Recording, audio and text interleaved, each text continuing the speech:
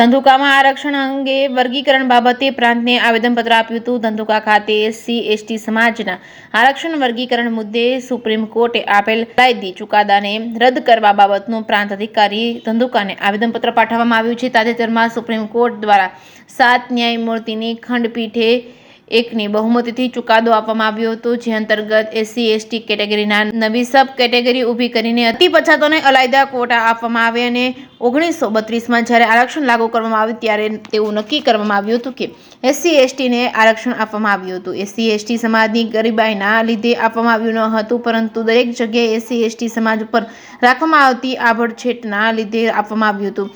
SC/STના સમાજ સ્વામી જીવન જીવી શકે અને જ્યાં સુધી જાતિવાદ ચાલુ રહે ત્યાં સુધી આરક્ષણ પણ ચાલુ રહે, આગેવાનોએ જણાવ્યું હતું. જેકેએસની ગુજરાતી સાથે મહેશ ઉતેરિયા, સુરેન્દ્રનગર.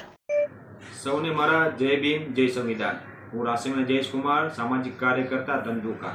SC/STના આરક્ષણ અંગેના વર્ગીકરણ બાબતે સુપ્રીમ કોર્ટ દ્વારા જે અલાયદી ચુકાદો આપવામાં આવ્યો છે તેના અનુસંધાને સમગ્ર અનુસૂચિત જાતિ સમાજ ધંધુકાના સામાજિક આગેવાનો દ્વારા જાગૃત નાગરિકો દ્વારા પ્રાંત અધિકારી શ્રી વતી ગુજરાતના મુખ્યમંત્રીશ્રીને આવેદનપત્ર આપવામાં આવ્યું અને સુપ્રીમ કોર્ટના આ ચુકાદાને રદ કરવામાં આવી હતી, રજૂઆત કરવામાં આવી. જય ભીમ, જય સંવિધાન.